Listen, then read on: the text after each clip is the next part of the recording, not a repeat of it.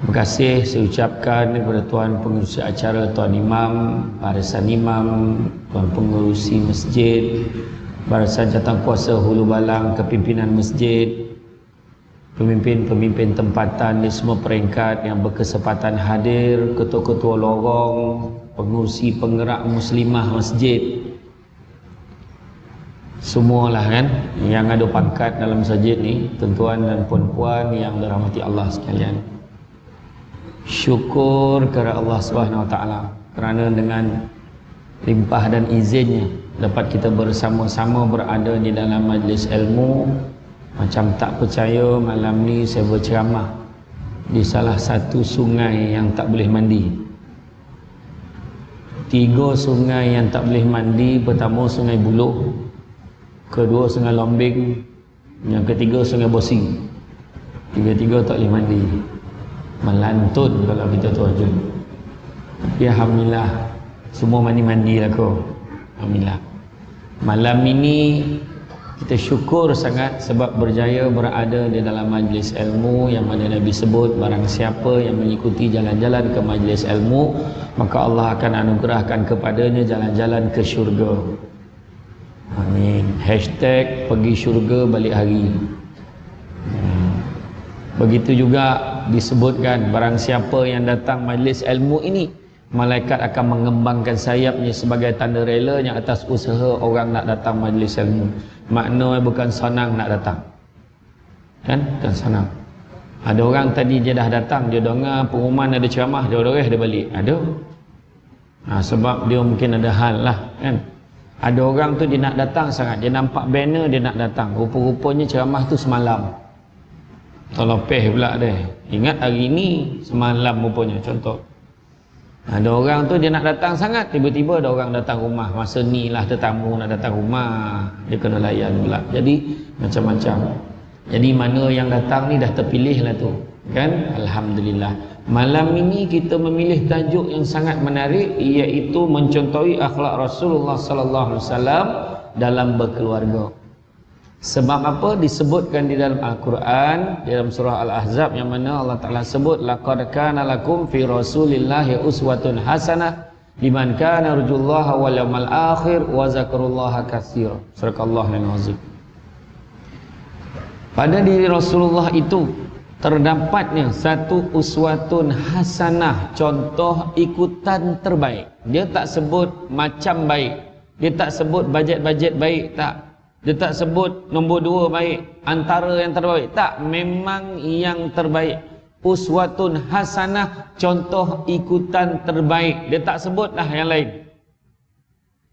Maknanya tak ada pilihan lain. The one and only Nabi kita lah contoh ikutan yang terbaik. Liman kana yarjullaha wal yawmal akhir, siapa nakkan hari akhirat, siapa nakkan rahmat Allah wal yaumal akhir dan hari akhirat, wa zakrullaha katsira, maka ingatlah Allah banyak-banyak. Siapa nakkan rahmat Allah, nakkan hari akhirat, maka ingatlah Allah banyak-banyak. Jadi disebutkan uswatun hasanah. Tapi kenapa masih lagi kita nak meletakkan ada di kalangan masyarakat, kecuali yang datang malam ni, kat luar sana masih lagi memilih selain Nabi sebagai contoh ikutan dan role modelnya. Kalau nak kata yang paling bersih, kita nak buat rumah kita yang paling bersih, Nabi paling bersih. Nak katakan yang paling kemas, Nabi paling kemas. Nak katakan yang paling dahsyat dietnya, Nabi kita paling dahsyat dietnya, kita tak nak ikut. Kita nak je ikut teori-teori orang putih, entah apa bondo, makin lama makin lebar, makin lama makin lebar. Makin melonjong badan, entah apa bondo ubek talan ni, kan? Wahal dah sebut dah, kan, diet yang paling elok sekali, kan, macam mana? Nabi dah ajar, semua terbaik. Cara bercakap paling baik. Nak gak ikut cara orang lain, terjorit-jorit, Nabi cakap elok ya. Orang perempuan, aku ni mulut dia jahat, hati baik, tak ada mana lah, kan? Nabi hati baik tak? Baik. Mulut baik juga, macam tu. Hati baik, mulut baik. Nampak tak? Kan poning tu. Bila kita cakap, bolehlah dengan bangga sebut macam tu. Aku ni memang mulut kadang-kadang macam tu. Pula kadang-kadang pula. Siap ni orang tengah beraya nak pergi umrah pergi haji, saya pun balik 2 hari. Kan ada orang siap cakap tu, kau pergi umrah elok-elok tau. Kau mulut kena jaga kat sana.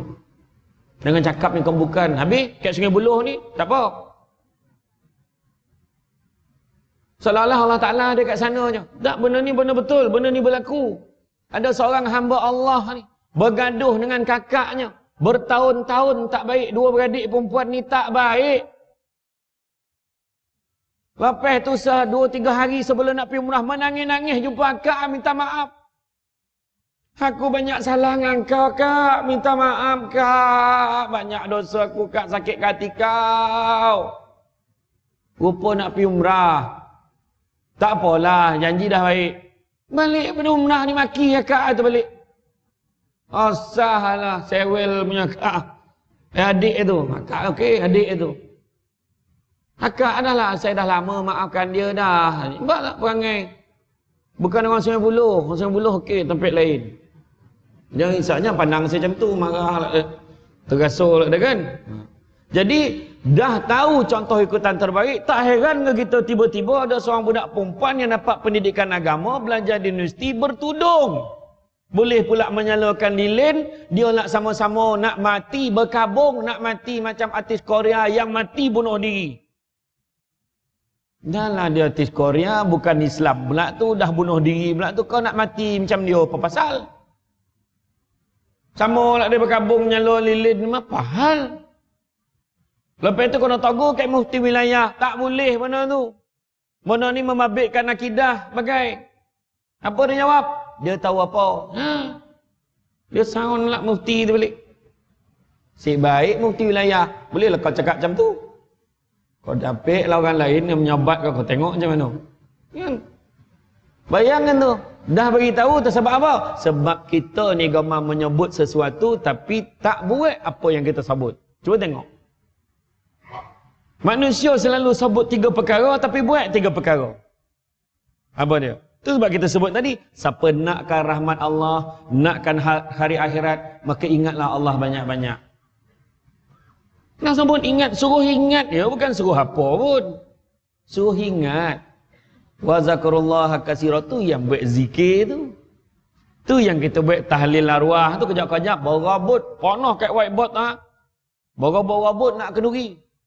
Kenduri doa selamat mesti Khamis malam Jumaat atau Jumaat malam Sabtu. Berlumba musim mengawan kan ni. Sabtu Ahad kenduri kahwin nak habis. Musim mengawan, tak ada kerja lain dah minggu-minggu ni. Minggu depan tu lah dah. Sampaikan dekat Felda tu ada baik kenduri kahwin hari Selasa Rabu. Dah poning Sabtu Ahad dah penuh. Baik hari kerja, payah warna tu. Ramai pula sampai kenduri dah terlupa balik pejabat pula. Ingat hari cuti? Kan? Nampak tak? Baik kenduri sebab apa? Kenduri tahlil, 2 pahala paling besar dalam kenduri tahlil tu apa dah? Yang pertama zikir tu, ingat Allah tu. La ilaha illallah, la ilaha illallah. Ingat Allah. Dan yang kedua, makan. Besar pahala tu. Ingat main-main kau? Iya, sebab sedekah. Tuan rumah niat nak sedekah ke orang ramai makan. Itu sebab jangan zikir sikit-sikit, perpanjang tahlil ni. Biar dia hilang-hilang lutut. Baru doa, baru berbaloi lah udang galah kat dapur tu. Lau ayam kampung masak lemak cili api menyala pedih. Zikir secoet tu secoet. Secoet tu sikit benar. La ilaha illallah, la ilaha illallah, 3 ya. Al-Fatihah. Dan kepala selesai berdarah. Dan tu tu. Biar ada zikir berpanjang. Kalau tak, sebab apa? Kalau tak sebab dek kenduri tahlil, buat sendiri belum tentu lagi. Ada orang tu sampaikan hilang nyawa zikir. La ilallah. Hilang nyawa sekejap. Makna dia dah sampai ke atas dah tu.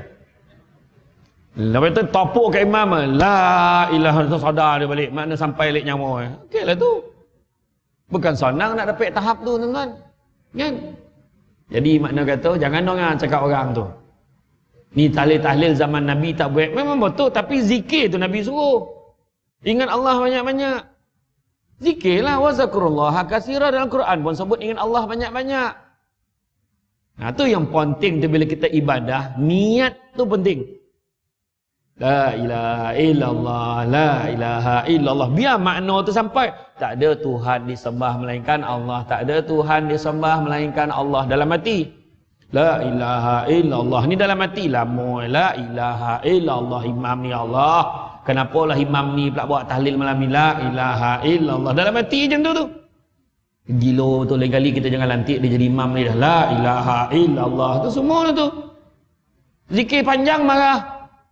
Rupa-rupa dalam kubur sok. Kan itu pahala yang tolong kita. Kan so nak cari kubur imam mana, terima kasihlah imam dulu buat zikir berpanjang. Bukan tahu. Kan? Iyo, cerita betul. Ada tu tu tajuk tu kena bawa dalam tajuk kesempurnaan ibadah. Itu kena panggil dan ceramah yang lain. Tak cukup malam ni. Makna kena panggil lagi. Makna dah sekali tu. Kena ingat tu. Kena ingat. Kan? Macam imam tadi, dia bukan tak nak buat panjang. Dia nak buat panjang tadi tu. Cuba tengok ayat. Steady tadi. Tuan dah comel dah. Tiba-tiba dia dah senyap lama. Tiba dia bawa surah. Macam. Kacau. Malam ni nak ceramah ni. Rupanya imam tahu dia bajet sukat macam mana. Sebab dia tahu malam ni ada ceramah. Kalau tak ada ceramah, dia balon malam ni. Dekat-dekat isyak baru habis maghrib. Biar ada mengata-ngata kaki. Tak apa. Sebab ibadah pada Allah. Pahala semua tu. Lagi susah kita dengan tahap sakit semayang, lagi besar pahala. Malu ustaz, kita semayang kat kursi. Tak apa dah. Ada orang telok togak muda lelok apa pun tak boleh. Semayang pun tidak. Ada jantan period tak berhenti ada. Kita semayang dalamnya dia relax kat kedai nasi ayam depan tak. Relax, tak ada apa-apa ya. Ya. Tak bersalah. Orang masjid siap hon tim. Tak ada apa-apa tu dah. Orang lain dah lama menyuruh saja tu. Nampak tak? Nak tunjukkan dia. Jadi orang yang naik motor lah sogan dengan dia. Perasan tak? Kita lah sogan. Mana pula dia nak lalu kan dia sogan pula. Kita pula sogan dengan dia. Kenapa? Tu tanda-tanda akhir zaman tu. Nampak? Jadi makna kata kita tengok contoh ikutan terbaik. Ingat tu sebab yang duduk atas kursi semayang dan duduk kat kursi jangan sogan. Adalah satu dalam WhatsApp tu tulis siapa yang semayang atas kursi ni mazhab kursi. Kecoh. Kau lutut kau tak kena kau bolehlah cakap. Cuma nak kena tahulah kursi macam mana boleh pakai. Kursi kaki belakang tu jangan ganggu soft. Tu semualah.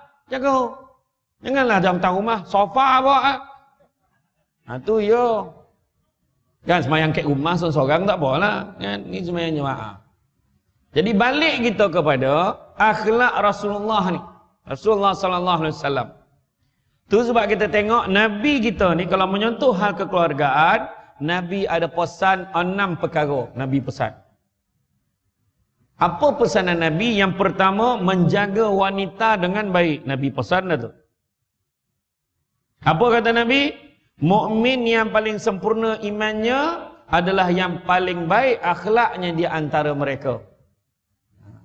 Dan sebaik-baik kalian adalah yang paling baik terhadap isteri-isterinya. Hadis riwayat Ahmad. Faham perempuan hadis? Ni hadis tau, bukan saya reka-reka tau. Faham tak? Yang paling baik terhadap isteri-isterinya. Faham? Kau faham hangguk? Tak payah jawab dah, hangguk je. Faham tak? Hangguk kau. Tak nampak dia marah. Dia marah kan? Tak, ini makna kalau lebih. Kalau seorang-seorang lah. Betul tak? Makna kena baik. Nabi kita paling baik walaupun isteri Nabi lebih daripada seorang. Nabi baik dengan semua dan Nabi tahan emosi Nabi. Kita dengan seorang pun tak tahan, macam mana nak lebih? Kalau kita baik pada mula sampai habis dengan dia orang tak ada hal lah. Pailah bang kahwin satu lagi, tak ada hal. Abang baik dengan saya. Tengok lelaki je, tak dapat kan. Buatlah baik macam mana pun. Kan? Tak, memang ya. Masalah kita bongi. Kita tak buat muka manis dengan isteri. Kita buat bini kita macam hamba. Kita pukul isteri kita. Banyak berlaku hari ini. Kan? Saya dah cek dah, berlaku semua tampek kecuali Sungai Buloh. Jadi makna kata macam mana tu? Dan Nabi sabut paling baik, sebaik-baik kalian adalah yang baik terhadap isterinya. Baik, jaga kebajikan. Tengok khutbah takhir Nabi. Nabi pesan apa? Nabi pesan seperti mana kamu mempunyai hak ke atas isteri-isteri kamu, isteri-isteri kamu juga mempunyai hak ke atas kamu. Jangan ingat kita yang boleh ada hak pada isteri kita. Kau dengar, ni aku cakap tak boleh lah. Oh maaf, lelaki malah. Maksud hak ni, makna orang perempuan pada hak kat kita termasuklah memberi nafkah kepada isteri. Bagi nafkah. Nafkah pun bulan ni pun tak dapat bagi ya. Tak apalah bang. Baik cana. Bini tu contoh lah nak baik macam mana. Tahun bulan ni tak dapat bagi tu. Sudah sampai satu ayat kan. Tahun ni tak dapat bagi tu. Tahun ni. Nampak tak? Kono bagi isteri sikit tak banyak sikit kono bagi. Orang lelaki wajib bagi nafkah pada isterinya walaupun isterinya bekerja. Tu dia. Inilah orang perempuan yang akan bawa balik hari ni. Tengoklah. Dia dah salin nerima tu. Abang ingat tak yang pasal nafkah tu? Yang kalau isteri kerja macam mana? Macam mana? Suami pun jawab, abang time tu yang abang tertidur tu. Tak berapa dengar benar pula tentang tu dia kan.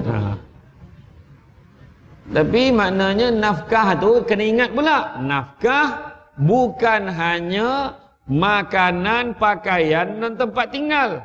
Tetapi termasuk juga nafkah dalam jiwanya, iaitu ilmu agama. Kalau kita dah tahu kita ni tak berapa pandai benar mengajar agama, ilmu pun tak lengkap di dada, ataupun mungkin ada ilmu tapi sibuk berceramah satu Malaysia contoh, maka jangan dihalang isteri itu pergi kelas-kelas agama. Paling cantik suami hantar bini itu pergi kelas agama. Makna kita jalankan. Tak apa bak abang hantar, makna kita support dia. Kalau mana ada point-point tu kau share lah dengan abang macam tu nampak? Benar tu, jangan main ingat nafkah tu tekatil duit. Tak, termasuk juga didikan agama. Nampak? Ada agama, insya-Allah selesai masalah rumah tangga. Apa dah hal? Tak akan timbul isterinya yang meninggikan suara, "Pahal lambat balik." Marah. Suami pula kebetulan malam tu imam ajak ngaji. Malam ni lambat sikit boleh. Kenapa nak mam? Malam ni kita ngaji ramai-ramai nak. Bolehlah imam punya hal. Lagipun dah lama lepas tadarus tu dah lama kita tak ngaji ramai-ramai. Boleh mam, boleh mam, boleh. Lepas isyak ngaji pukul 10 balik. Punya seronok mengaji malam tu. Sampai ke rumah bini je ni. Mana? Apa salah lambat? Oh, dia punya macam ketua mafia lah. Abang tadi ngaji, muka ni ngaji. Rumah ayat la ilaha illallah. Gila betul bini main neraka perempuan tu. Macam ni muka ngaji. Betul lah abang ngaji. Sudahlah, mengaji ke kedai kopi? Abang ngaji, kopi telefon imam tu. Yang kali cakap lah, lambat tunggu ni. Oh, mak dia punya marah.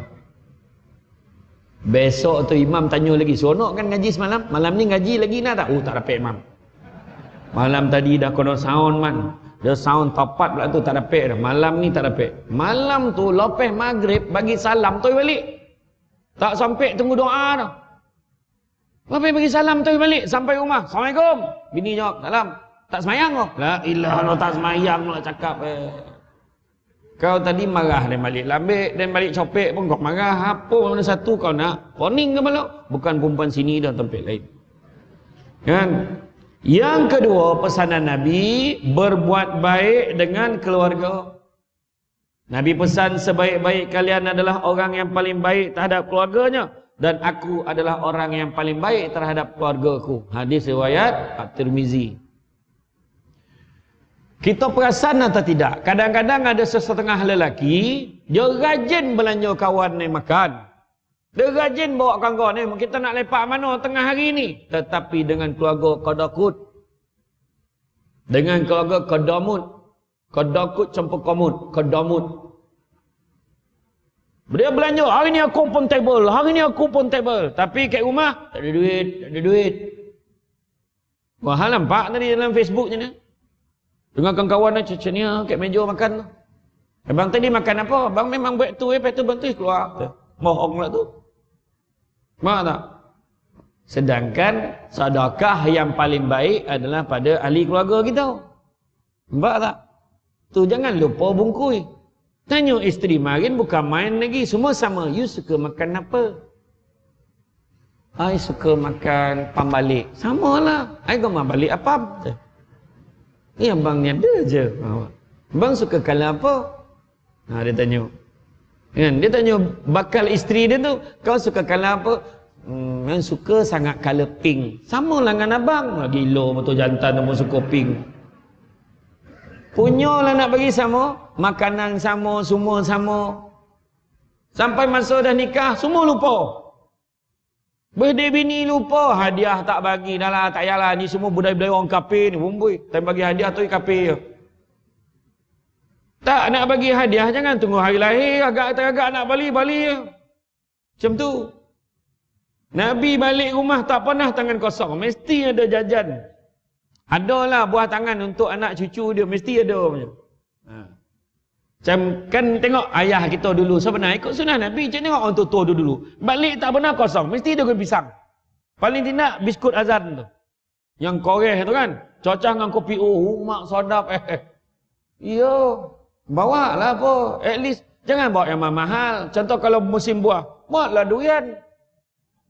Janganlah boleh yang mahal, bolehlah yang Musang King ataupun IOI. Mak sedangkan. Baru betul. Hari ni tengok abang bawa apa? Abang, ya. Kegembiraan pada keluarga tu kan bukannya apa bondo benar pun. Abang boleh beli kuih cakui. Kan buat keluar sos tu lah. Abang terlupa beli kuah. Tak apa bang, nanti saya bancuh jak kuah. Macam tu lah. Orang dulu kan macam tu. Mak ayah kita macam mana petang-petang.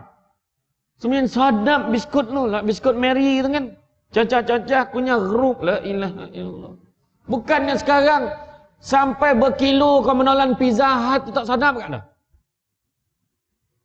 Balon KFC hari-hari. Sampai cukuplah 50 ekor raban ayam tu. Tak dapat dah sadap dah sebab makan. Bukan dengan keluarga. Nampak tak? Beza. Saya kan kalau perjalanan kan kalau singgah lah. Dengan kawan-kawan berhenti sekejap saya nak pergi ceramah tu kan kita makan ke KFC. Tak sama rasa dengan makan dengan keluarga. Tak sama.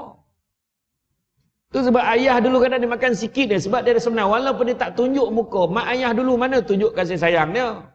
Dia tak tunjuk. Tapi dengan perbuatan dia kadang dia makan sikit sebab biar anak makan lebih. Dulu ingat lagi arwah hatuk sana tu. Kan? Dia pinggan dia tu lain.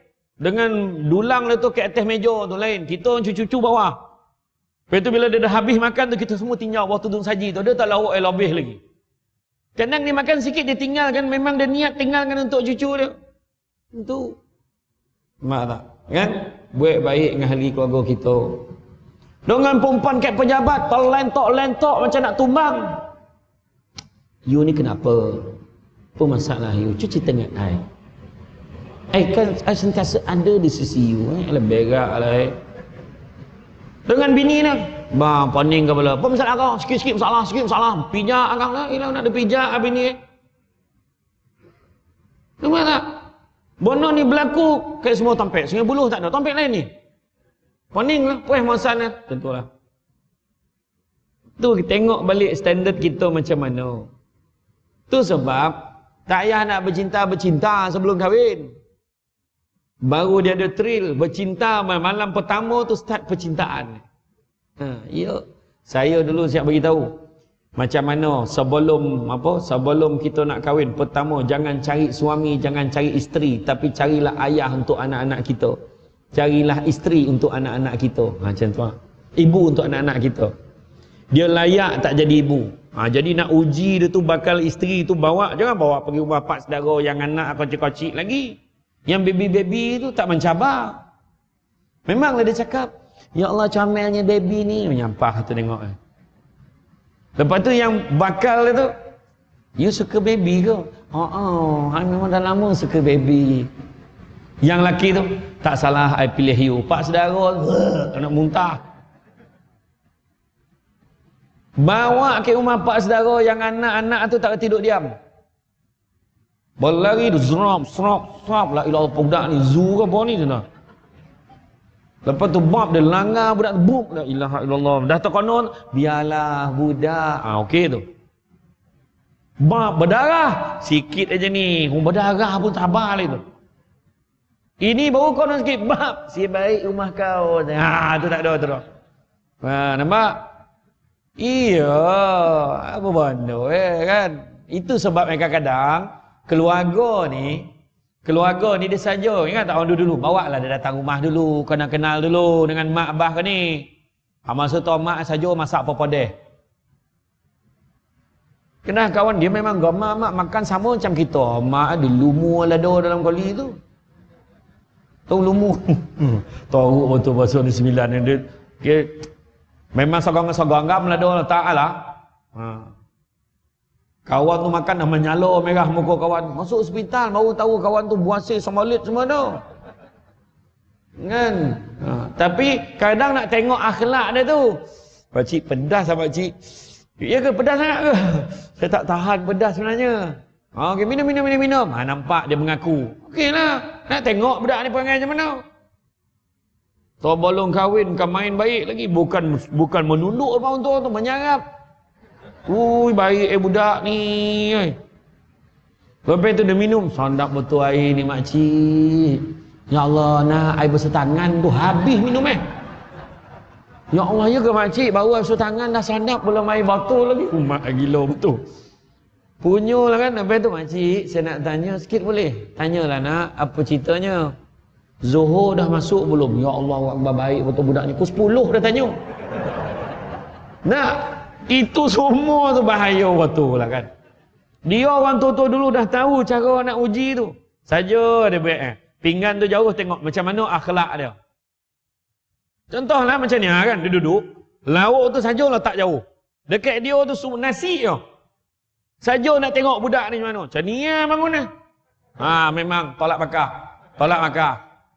Kalau dia sebut, makcik, boleh tak saya nakkan ayam tu? Kalau boleh lah. Boleh lah, ambil. Contoh anak dengar cakap Ni jangan belum apa-apa dah cakap. Ayam makan seorang nampak? Nampak? Wah gila betul budak ni. Nampak tak? Itu sama mana nampak? Tu semua orang tua dulu ilmu tinggi. Dia bukan saja-saja. Dia tengok perempuan tu jalan pun dia tahu. Perempuan ni elok ke tak elok? Mengengkam jalan ni. Wah pahal lah. Hari-hari naik motor pun. Mana nak naik motor mengopit, melainkan pasalah. Kan?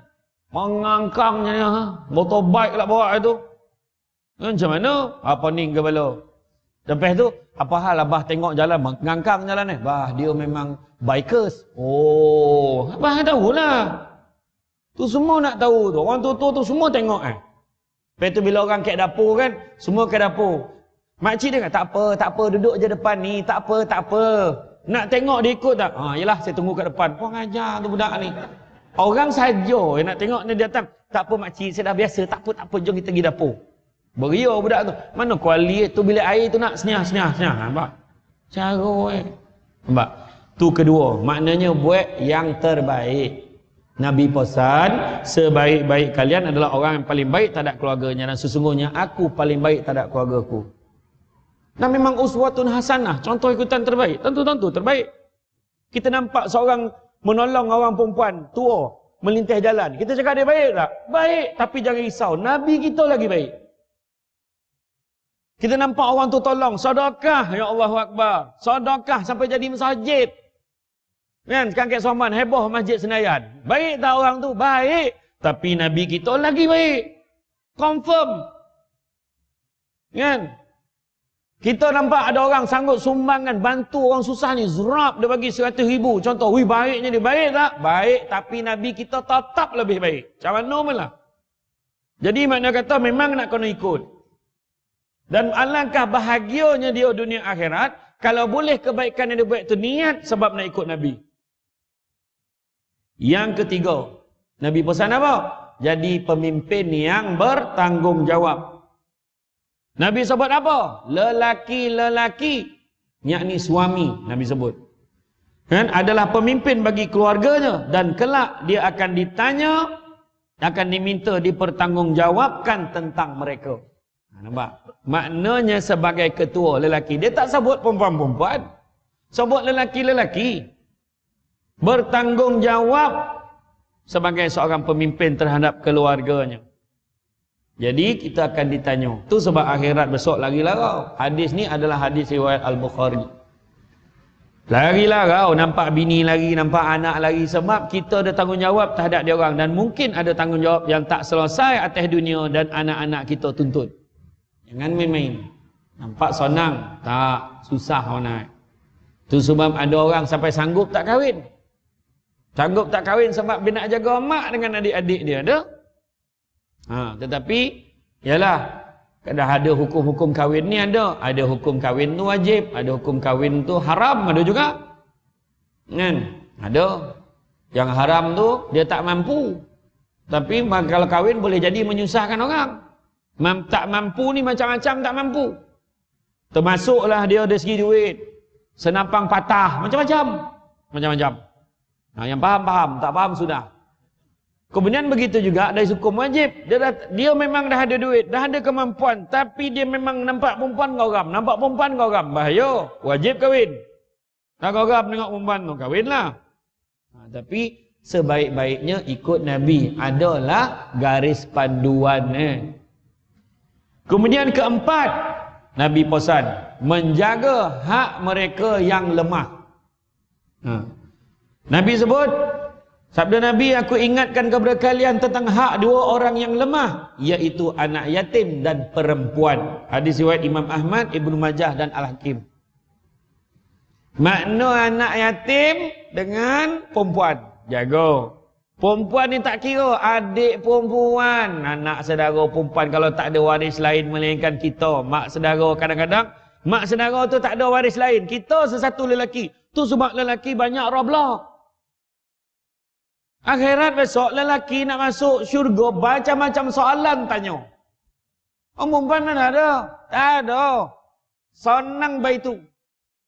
Nak kau tak nak ya. Tu sebab orang perempuan dengan lelaki jangan banyak cerita. Setuju ya. Dia orang ni payah ni. Semua muka neraka. Iya, banyak soalan awak, betul tak? Kita banyak soalan, termasuk yang bercakap ni.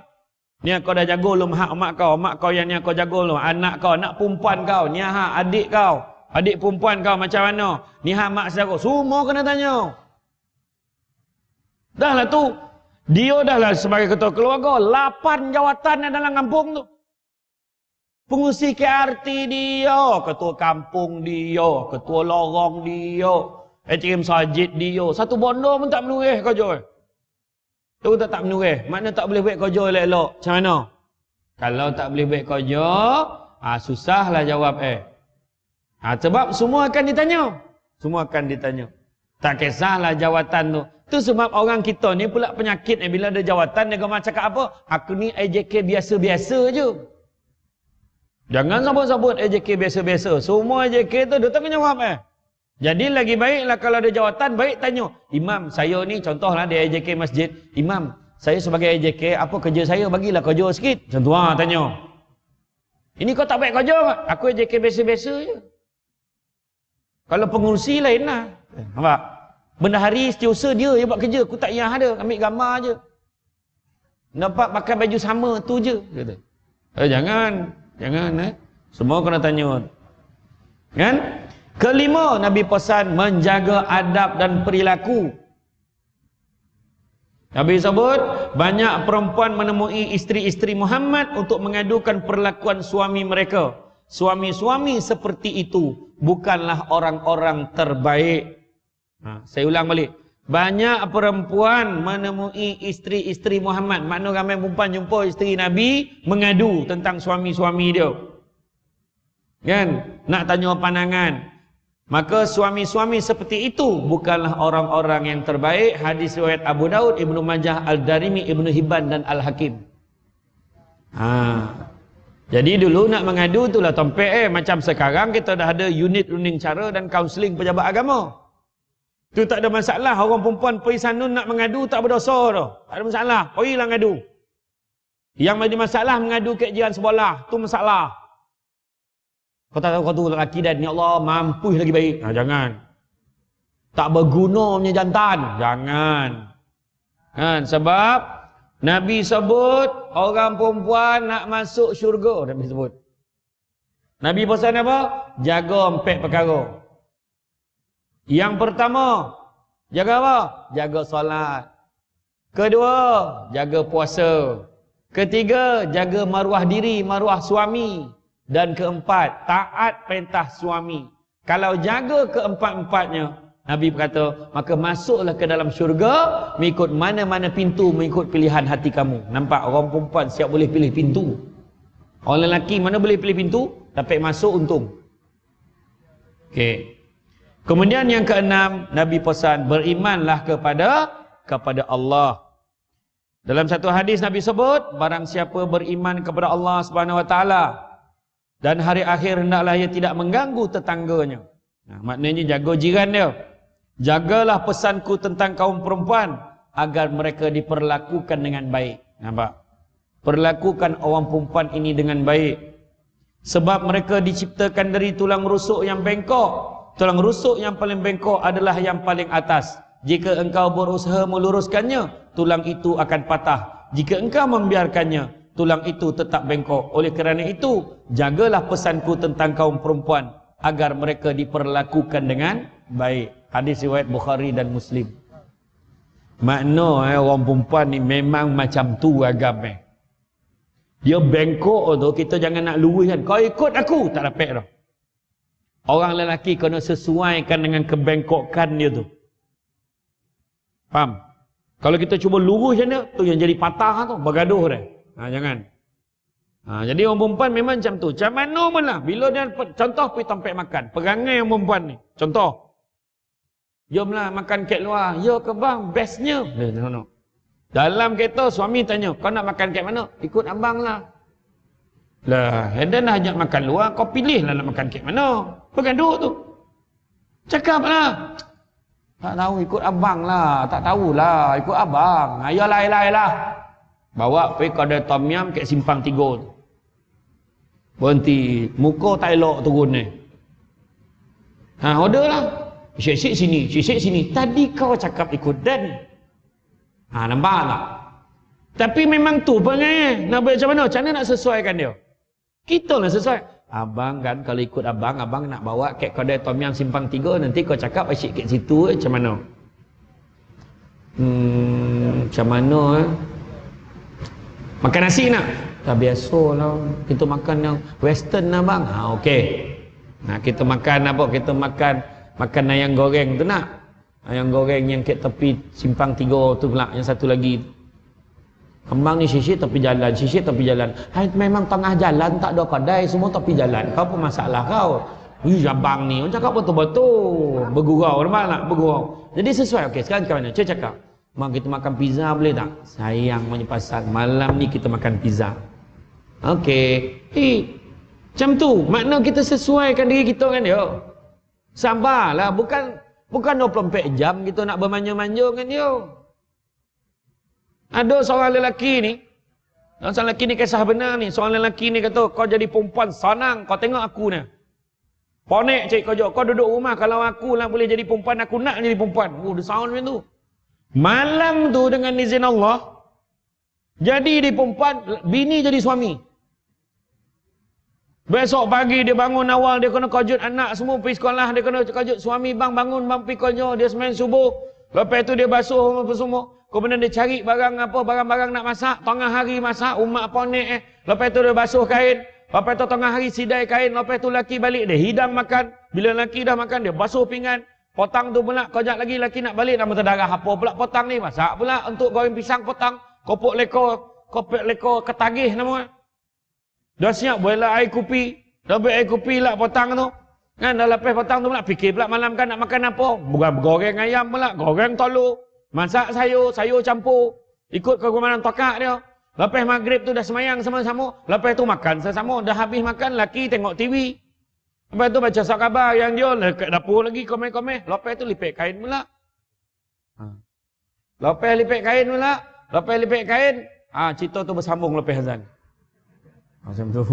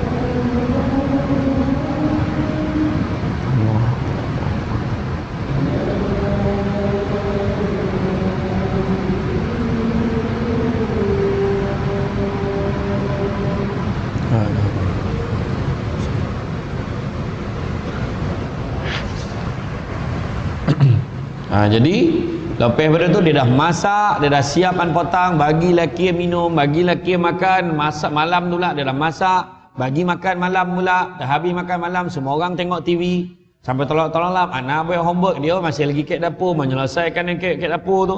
Dah selesai basuh, menangkup pinggan, lepas tu lipat pula kain berbakul-bakul. Lepas tu dah makan pukul 10 boleh masuk bilik, ingat dah selesai, tak boleh tidur lagi, kena layan nak lelaki tu. Dah layan lelaki, sudah pukul 1 pagi baru dia nak lolap. Dia kata, ya Allah, ponik jadi perempuan baru aku tahu, ya Allah. Aku nak jadi balik lelaki, ya Allah. Tak terdaya jadi perempuan ni rupa. Lepas tu malaikat khabar apa? Malaikat beritahu dia, minta maaf kau tak boleh jadi lelaki. Kenapa lah? Kau dah bersama dengan lelaki kau tadi, jadilah ada boneh dan perut kau tunggu kau beranak lu. Menjerit dia. Bila menjerit, baru dia tersadar daripada mimpi. Makna cerita ni bukan kata saya baik-baik cerita. Ramai orang ingat montang-montang lah dan baik kelakar semua cerita dan tipu. Tak ada. Ni cerita betul, kawan saya sendiri cerita dengan saya kisah ni. Dia memang percaya benda tu betul. Kalau dia nipu saya tipu. Macam tu ya. Tapi memang dia minta saya sampaikan, memang dia bermimpi macam tu dan dia rasa benda tu betul lah.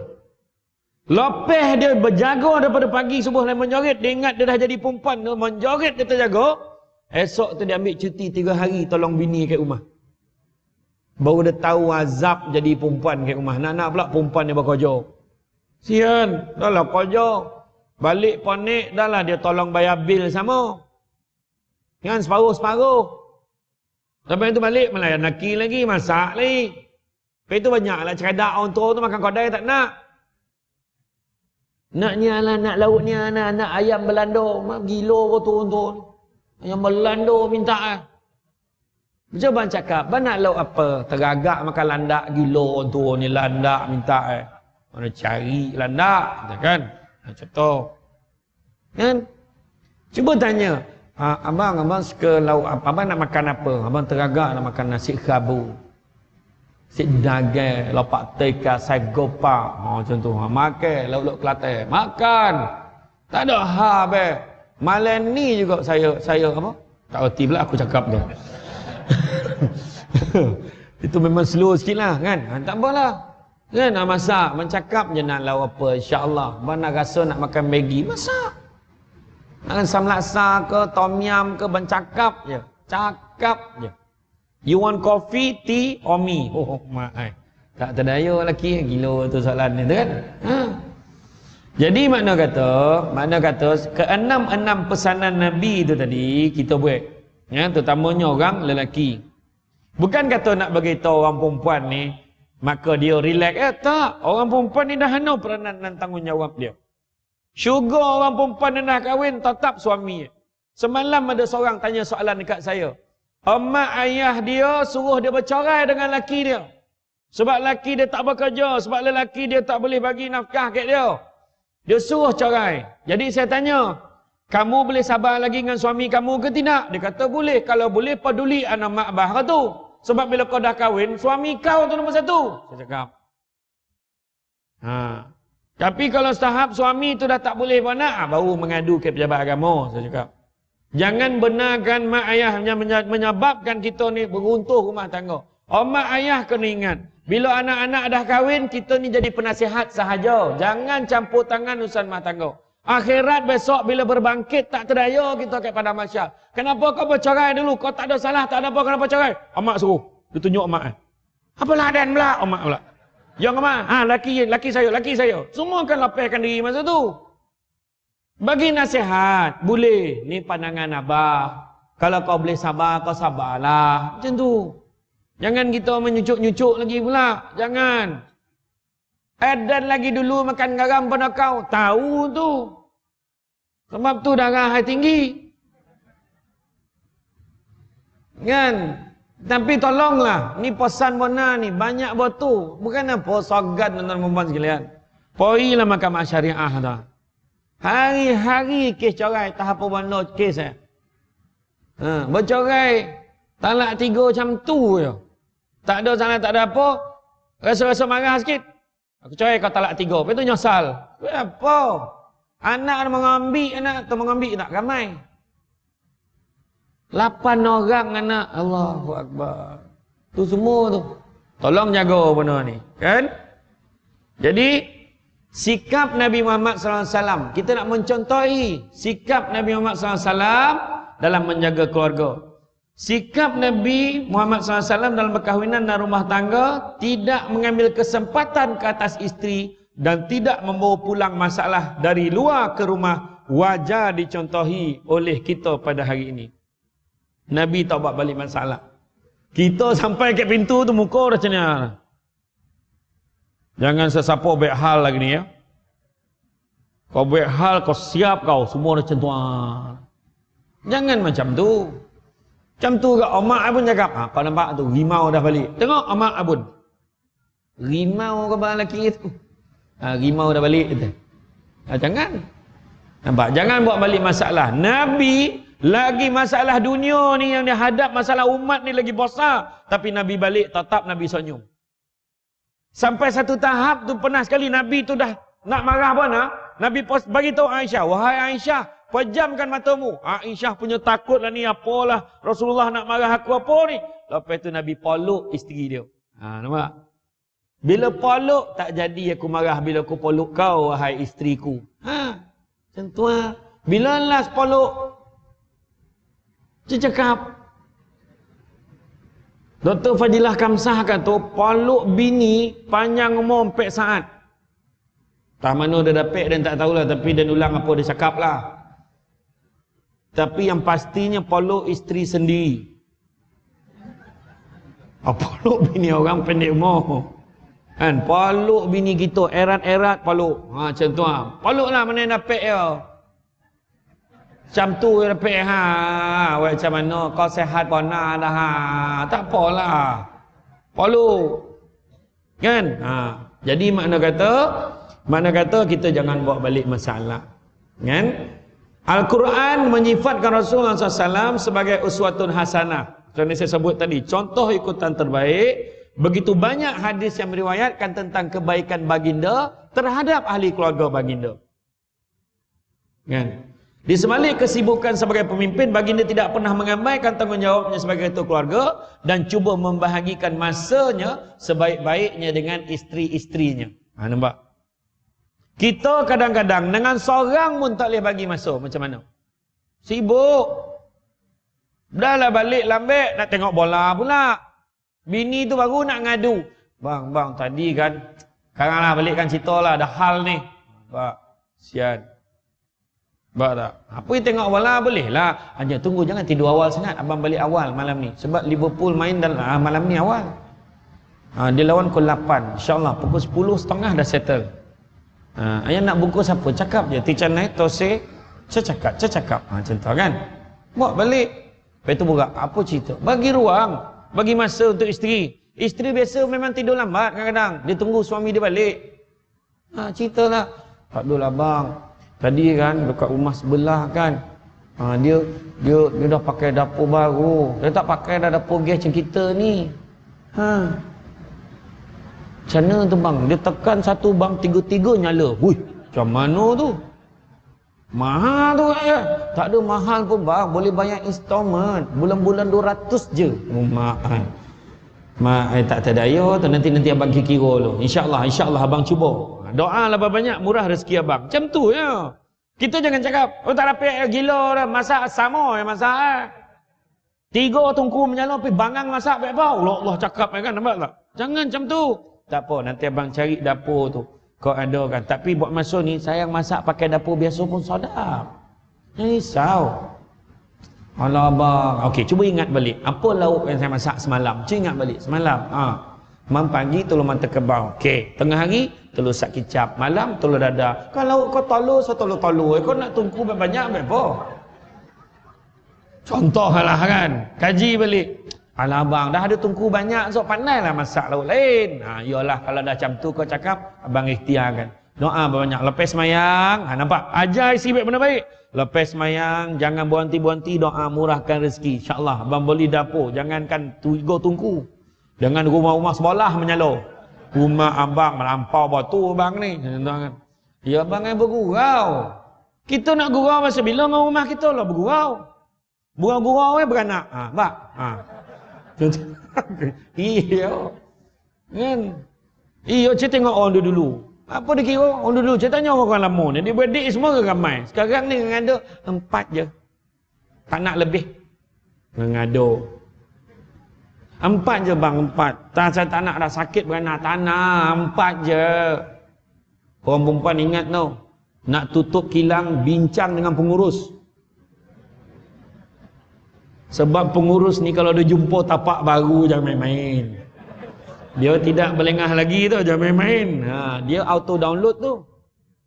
Tu sebab ya dulu anak ramai okey ya. Sekarang ni tak sesuai anak ramai-ramai. Kita jangan tentukan sesuai tak sesuai. Allah Taala kalau bagi rezeki sesuai tu. Saya pernah masuk TV3 dulu, Malaysia hari ni ke Wanita hari ni. Tak ingatlah. Yang pengacara adalah lawa tu. Siapa nama tu? Itulah. Tajuk masa tu. Tak ingatlah. Tapi dia panggil tetamu tu. Sepasang suami isteri. Anak ompek boleh. Satu ayah, satu mak. Ompek boleh anak. Malam yang datang pagi tu. 2 boleh orang yang datang. Lagi 2 tengah pantang bersalin. Tapi datang. Tapi kan saya tengok kan. Anak elok duduk yang kecil-kecil tu duduk satu grup, yang remaja tu duduk 3 orang sebab nak kena tanya ni. Duduk elok kalau anak dia nak terbalik bantal kursi semua ni. Ya memang elok betul. Lepas tu tanyalah. Saya masa iklan tu saya tanya puan lah, puan. Susah tak beranak ramai ni? Senang je. Saya tak pernah dengar perempuan jawab macam tu. Macam mana nak senang lah kak? Yalah macam mana tak senang. Bila lahir-lahir je, husband take over. Dia mandikan anak, dia susukan anak. Kalau nak susu badan, baru bagi kat saya. Saya pernah ada satu hari tu, hari ni beranak, besok tu jawab final exam. Kalau macam tu lah tanggungjawab suami take over jaga anak betul-betul, beranak ramai-ramai pun tak apa, betul tak? Sudahlah bercakap bukan main lagi. Aduh, kalau dah tanah tu tanah lah, banyak cerita kan. Tapi memang ya, suami dia memang jago betul. Suami dia masa dalam studio dia dah cakap dah, jangan tanya saya soalan banyak, tanya isteri saya je dia. Tapi nampak nak cerita, rezeki Allah bagi. Orang dulu je tengok orang kampung, anak semua ramai-ramai, rezeki tau. Bila raya balik kampung tengok macam mana meriah. Ui, masing-masing bawa boreh, bawa lauk. Ya Allah, kojak-kojak tak nak nasi, kojak-kojak tak nak nasi bila raya tu kan. Mana ada makan lemang, mana tak terdaya makan lemang banyak tu. Nasi lauk. Ayam kampung, baung, yang balik Pahang pula patin. Belasah segala binatang masak. Betul tak? Rezeki Allah bagi dengan kita. Itu sebab jangan cakap, oh sekarang ni tak sesuai. Jangan sebut-sebut tak sesuai. Kita bukan Allah Ta'ala nak nentu sesuai tak sesuai. Kalau kita sebut macam tu, kecil hati orang yang ramai anak. Kalau kata sesuai tak sesuai, kesian orang yang belum ada anak tu. Dia nak pun anak, betul tak? Sabar ya, doa apa banyak. Jangan risau, mana yang belum ada anak tu, doa apa banyak. Jangan mungut, tak apa benda lah kita ni macam cara buat dah. Tak mau, jumpa dukun tiang tak mau dah. Doa apa banyak, semayang tahajud sesama, doa. Sekali tahun depan tu tak berhenti beranak. Kita tak tahu, beranak. Saya bagi salam jawab jadi, salam jawab jadi. Nampak? Tu. Bisa pula dan tengok budak-budak ni terolak ni, faham pula dia. Kan? Kemudian baginda tidak membawa pulang masalah keluar rumah dan keluar ke rumah walaupun kepenatan. Baginda pulang ke rumah dengan melemparkan senyuman, malahan sempat lagi menolong dan menguruskan rumah tangga bersama isteri-isterinya. Nampak? Tolong bantu lagi. Ini kita terbalik masyarakat kita. Contoh bini kita nak minta tolong sidai kain, sidai. Bak ni lah kesian kau. Bak ni abang tolong sidai. Nampak kekkan kawan sekampung. Apa cakap dah kono bangang dengan bini weh tu. Nampak lah. Sedangkan Nabi tolong isteri dia. Kan? Jom kita buat sama-sama. Sap, serap, cuit sikit, cap. Abang, nampak? Buat sesama. Contoh suami ni nak semayang asar. Ni contoh semayang asar, semayang zuhur. Auzubillahi minasyaitonirrajim. Bismillahirrahmanirrahim. Bang. Allahuakbar. Apa dia? Bang tak tolong tak tolong. Tolong apa? Kainnya nak sidai tengah panih tolonglah bang. Tak apa kita poyang kek tu dulu sekejap. Kita cakap dia, abang nak semayang zuhur lu kejap boleh tak? Lepas tu kan buang kek. Alah abang tu semayang lama. Kan? Maklum lah abang kan baca surah aja. Abang tak main nak toina kan? Kan? Zuhur ayolah abang angkek lah kejap. Zap angkek depan. Macam tu. Dah abang semayang lu ya? Okey bang, makasih. Zap. Allahuakbar. Kan tonang jiwa tu. Ini semayang kejap lah. Allahuakbar dalam hati. Sibuk tegeh-hegeh, nak ni lah kau nak apa. Nak dalam hati. Selesai kan? Tapi bini pula, bila laki dah tolong macam tu, jangan lebih-lebih. Ni abang bakulnya borek abang tolonglah bang, dapat bawa sampai kat penyidai tu. Yalah, kejap. Sampai kat penyidai. Dah ya, alang-alang dah angkek tu bang, sidai lah sekali. Tu memang nak kono tu. Kan? Semayang. Tapi tolong tak ada masalah, pahala tu. Tolong bini, jangan risau. Masyarakat kita ni kadang-kadang Nabi siap tolong. Nabi kalau boleh buat air sendiri, Nabi buat air sendiri, dia tak susahkan isteri dia.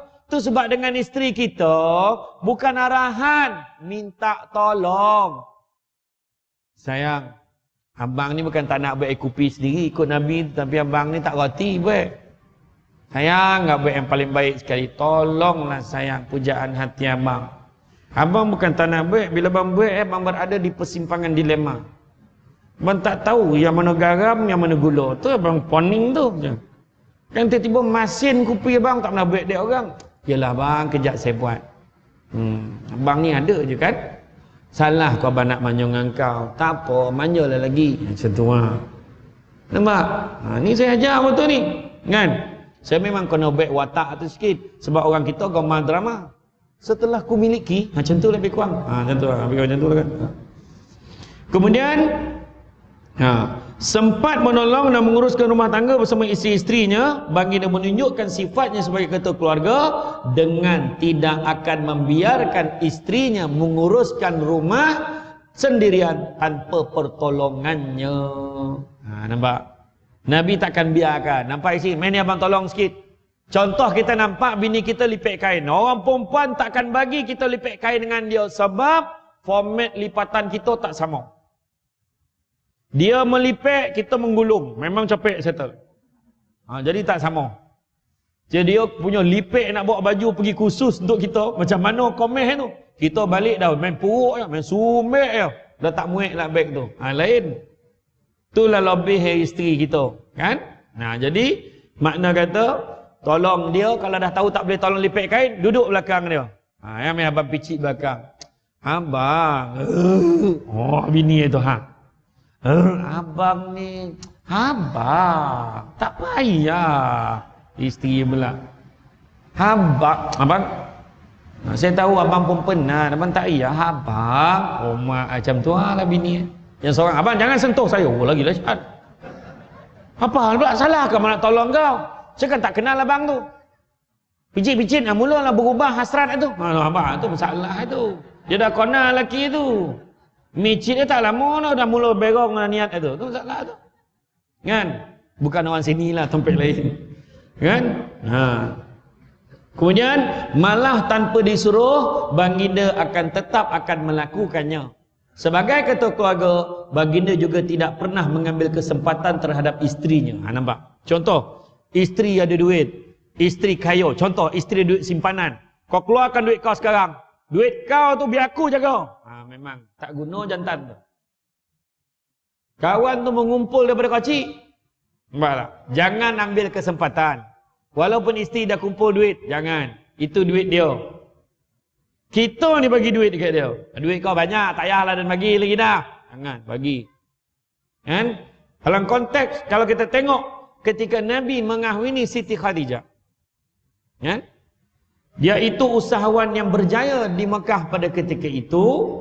Nabi kita tetap meneruskan perniagaan, malahan turut menyertai perdagangan hingga keluar Mekah. Nabi tak anggap diri dia toke. Aku dah kahwin dengan kaya, sekarang kau baik, aku duduk rumah kira duit. Tak ada. Kalau kita mungkin macam tu. Nampak tak? Contohlah kan, kahwin dengan orang kaya, perempuan tu kaya, juta-juta duit dia di bisnes. Memang payah kita nak maintain kerja kita yang sama. Dan saya pernah jumpa sepasang suami isteri, isterinya pengetua, suaminya tukang kebun di sekolah yang sama. Cuba fikir tu. Dan suami dah sebut, di sekolah kau adalah pengetua, abang adalah tukang kebun. Kau jalankan tugas kau. Kau jangan risau, abang tak kau cik hati, profesional. Bini kat pejabat memang orang tak perasan tu suami Mat, tolong angkat pasu tu senyap, Mat. Mat, pasu tu senyap. Contoh. Sebelum kahwin lagi memang macam tu. Tapi sampai ke rumah, tu dia. Servis bertukar tangan. Nampak kan? Kali ni Thailand pula membuat servis. Suami sampai, Assalamualaikum. Salam abang. Minta maaf bang kalau abang terasa kat pejabat dia. Tak apa, faham. Tolong gantungkan blazer bang ni. Baju tukang kebun. Ya bang nak makan apa-apa? Nampak? Jadi benda ni berlaku dengan baik sebab masing-masing meletakkan sesuatu kena pada tempat dia. Dia faham isteri dia bekerja sebagai pengetua tu, dia tegas dekat pejabat, dia bukan suami dia, semua orang kena. Tapi di rumah suami dia ketua. Ada yang macam tu. Nampak? Jadi Nabi kita dia tetap profesional. Istilah dia profesional. Dia tetap kerja macam biasa. Berdagang sampai ke luar negara, sampai ke luar Mekah. Dalam konteks pada hari ini, pasangan suami isteri perlu memahami peranan masing-masing dalam institusi perkahwinan yang dibina. Contoh, dah tahu suami kerja badan beruniform, polis, Kerja yang tak tentu masa. Jadi bekerja kadang melibatkan outstation 2-3 hari. Isteri kena faham. Buang perasaan curiga. Sekarang boleh tanya khabar. Abang apa khabar? Abang dah sampai belum? Apa-apa abang update ya bang? Saya risau kat rumah ni. Saya sentiasa doakan abang. Yang baik-baik cakap. Suami pun sama. Kan? Suami pun sama. Faham isteri kat rumah penat. Disebabkan sayang penat. Ayang penat kan? Yang risau. Abang dah arrangekan dah percutian. Minggu depan kita pergi ke UB. UK? Tak, UB. Asyik-asyik UK. Kali ni Abang Cadang pergi UB. Dekat Uben. Uben tu mana? Ulu Bendul. Okey lah bang. Jadilah janji poi. Bawa pergi cuti. Kan? Sebab orang perempuan dia dah ponek terkurung di rumah. Jadi dia nak pula keluar sekala. Ini sekarang ni dah mula nak musim yang sangat mencabar pada orang perempuan. Sebab musim cuti sekolah telah pun bermula. Peperangan saudara berlaku hari demi hari. Kan? Banyaklah periuk yang berterbangan, loudspeaker lebih kuat daripada speaker azan. Bayangkan? Berlaku tu hari ni. Jadi orang lelaki kena faham macam mana nak cool dengan dia. Cubalah bagikan masa sikit, bawa dia keluar. Abang tengok ayang ni garang-garang bonang anak-anak. Biasalah tu budak-budak. Abang tak tahu seorang-seorang jaga dia orang. Abang tak tahu. Anak kita lah semua bangsa tak reti duduk diam. Tak siapa diikut abang tak tahu. Wah, ayat kan. Abang tahulah memang diikut abang tu reti duduk diam tu. Tapi itulah kita doa lah banyak. Mudah-mudahan anak kita tu jadi baik. Sekejap ni, kejap-kejap tahun depan tiba-tiba anak dah besar. Betul? Kan? Tu. Layanlah isteri tu. Kan? Jangan kadang-kadang orang perempuan bukan minta selesai masalah, nak didonga ya. Kan? Kemudian wanita atau isteri yang berkerjaya pada hari ini bukanlah satu benda yang baru, tu biasa. Maka suami harus menghormati isteri yang bekerja kerana keprihatinan isteri menyumbang kepada keluarga. Sebab biasanya orang perempuan bekerja sebab dia nak bantu menampung perbelanjaan keluarga. Jadi benda tu kita pun kena faham juga. Jangan fikir ponek. Dan kita janganlah berlumba-lumba siapa lagi ponek. Jangan. Yang kesian anak. Jadi kadang-kadang bila kita balik, contoh kita tengok, balik pukul 5. Balik pukul 5 petang, contoh katalah kita ambil lah office hour pukul 5. Dengan jam akhirnya sampai rumah katalah 6 lebih. Minum-minum sekejap dah maghrib. Akhirnya kita ambil daripada pukul 7 tu. Kadang-kadang sampai nak tidur, anak-anak tidur 9.30 pukul 10 lah. 3 jam je dalam sehari. Takkan tak boleh tahan 3 jam tu demi anak-anak tu, kita tahanlah ponek kita sikit. Sekarang lepas itu kau tidur mana lah. Baiklah. Sebab itu hak untuk anak-anak kita sebenarnya. Itu yang Nabi ajar kita. Senyum walaupun ponek macam mana. Senyum. Sebab itu hak anak kita untuk dibelai manja dengan kasih sayang. Cuba tanya orang-orang lama ni. Macam sekejap mata, tiba-tiba anak dah kerja. Tiba-tiba anak dah kahwin. Tiba-tiba anak dah ada kehidupan sendiri. Tiba-tiba anak dah habis PSR. Tiba-tiba anak dah habis PT3. Sebaik tangguh keputusan 19 bulan. Lepas itu tiba anak dah selesai SPM. Tiba-tiba anak masuk universiti. Tiba-tiba anak konvo. Tiba-tiba. Ayat tiba-tiba tu tak tahan. Macam dah besar budak ni. Pada mak ayah ni, ibunda, ayahanda ni, semua perkataan yang paling mengejutkan dalam hidup ni adalah bila anak dia sebut, mak, Alung rasa nak kahwin. Apa ranjat dah. Dah besar anak dan. Nampak tak? Sekejap makna nak tunjukkan sementara. Tu sebab masa yang ada tu manfaatkanlah. Rindu suasana hantar anak pergi sekolah. Rindu suasana waktu menyambut anak tu kelahiran dia. Rindu suasana waktu anak dulu banyak ragam Makin menyampah apa tu. Tapi bila dah besar, teringat saat tu balik. Nampak tak? Sekejap banyak. Tu sebab tahanlah kepenatan kita. Sebab itu yang Nabi ajar. Kan? Namun isteri yang berkerjaya, jangan pula bawa masalah daripada luar balik ke rumah. Itu perangai perempuan. Dia tak dapat suruh benda tu kadang-kadang. Semua lepas. Kau tampar kau tak nampak ke ibu penat. Nampak? Loudspeaker. Yang abah pula terasa, dia ni marah aku ke apa? Walaupun marah anak, dia lain macam perempuan ni. Ini rasa-rasa marah aku juga, ni apa salah aku ni? Abang, dah nama dia naik dah. Nampak? Tu.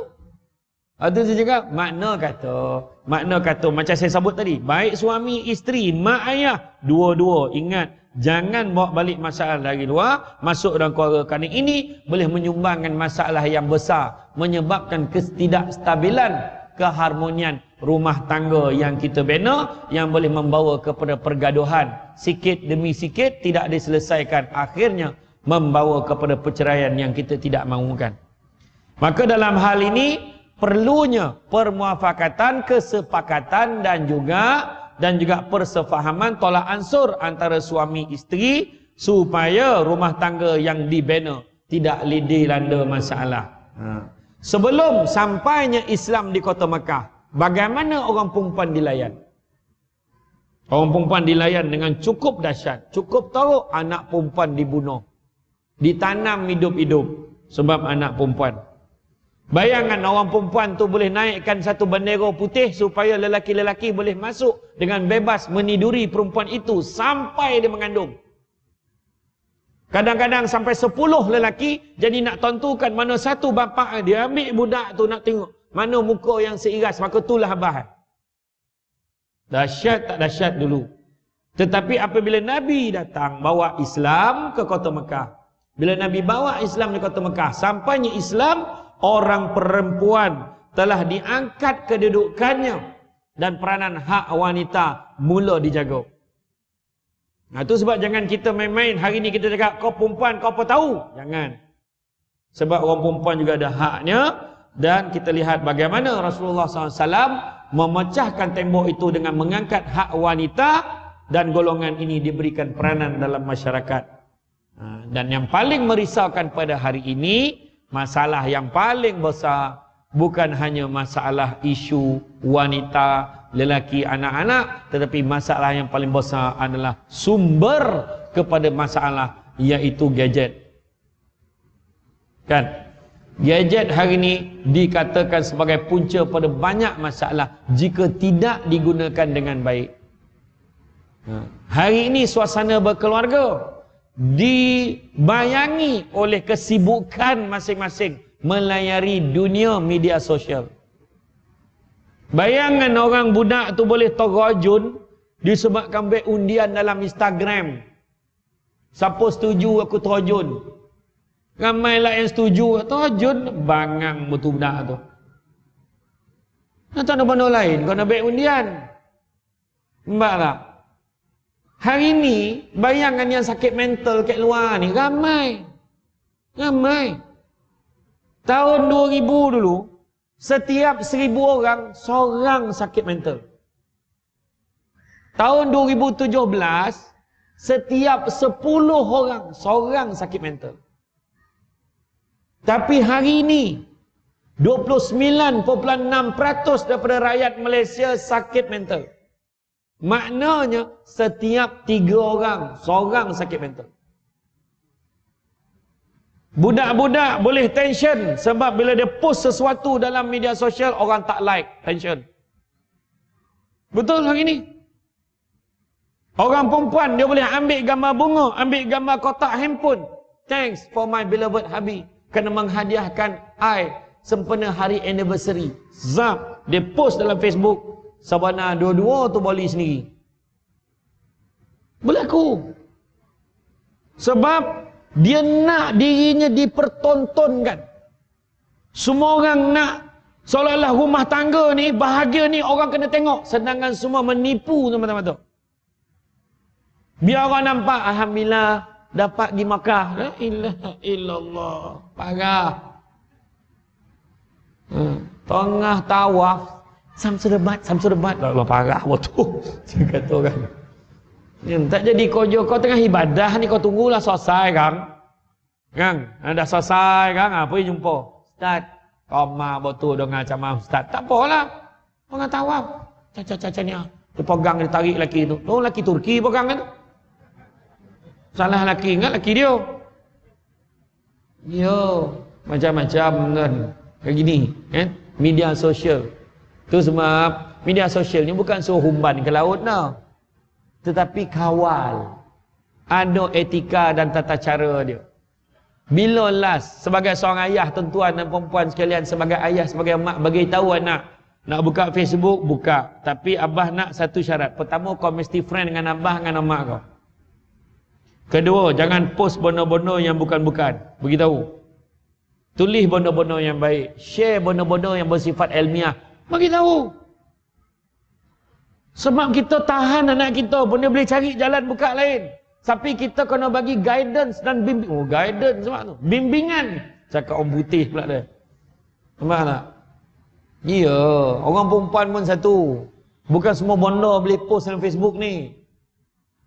Kan? Thanks, nya. Alhamdulillah. Inilah ratu hatiku. Tunjukkan anak Zah bersusun kan. Kadang-kadang kita share. Rupa-rupanya ada orang yang jahat kat luar ni. Dia dah tampak dah target. Nak kerja. Tu yang kes penculikan anak. Tahu anak pergerakan pergi mana. Ya main-main. Kita memang sonok. Kita tanpa sadar. Kita yang dadahkan ruang tu kat orang.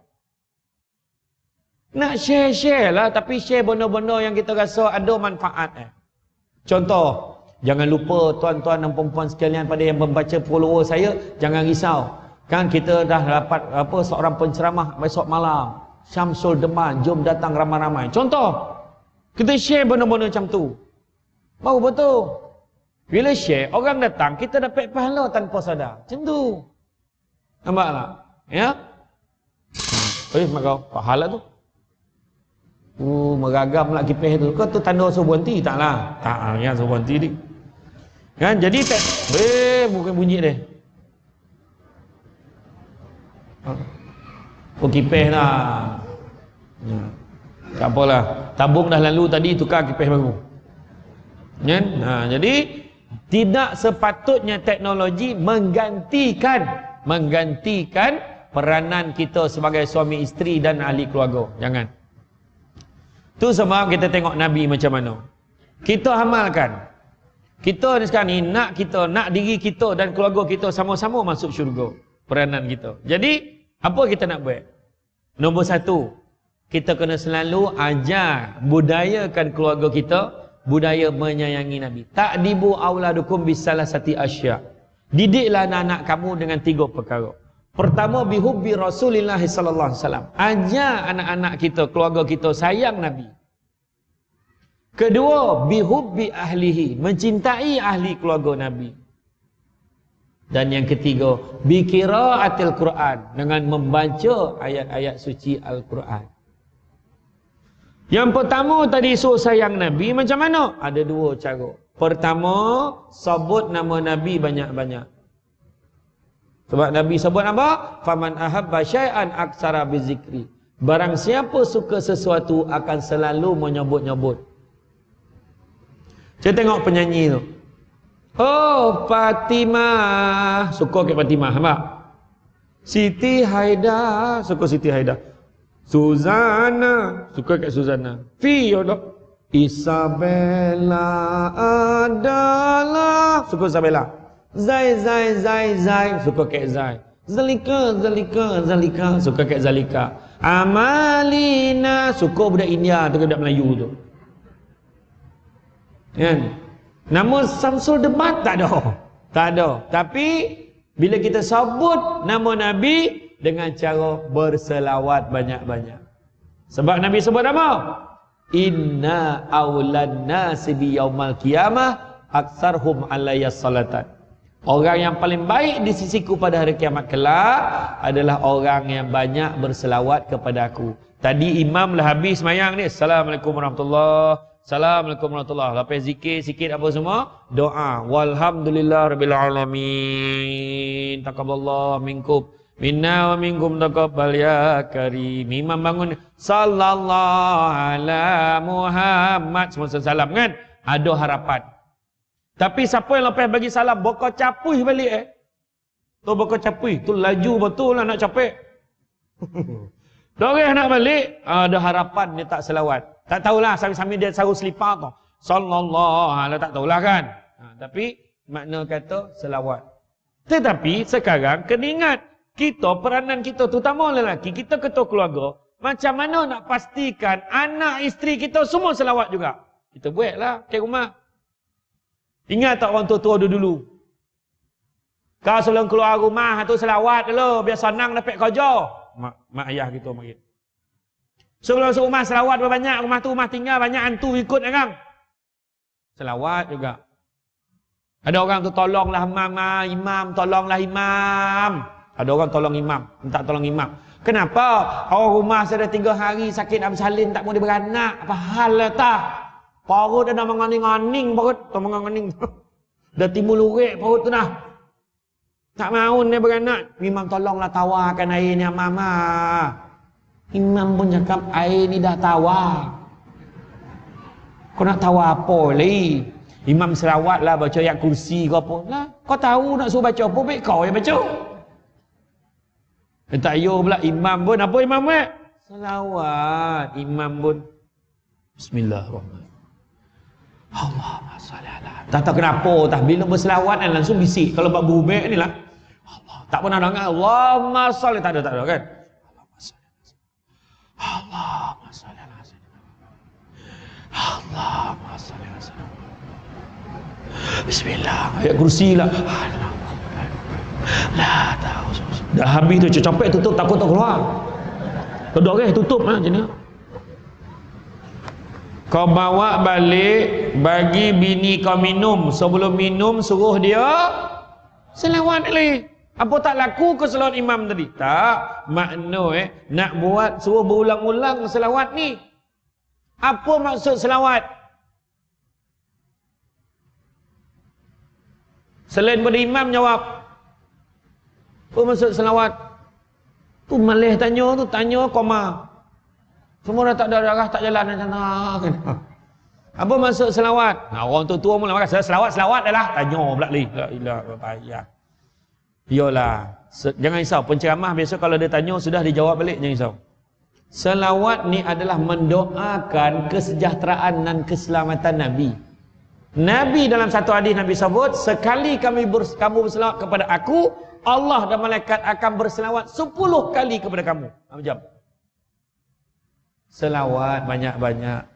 Dah disebut orang yang paling baik di sisiku pada hari kiamat adalah orang yang banyak selawat padaku. Selawat lah. Hanya bila hari parakan Maulid Rasul kita tak terlibat. Kita ajak keluarga kita banyak keliling rumah.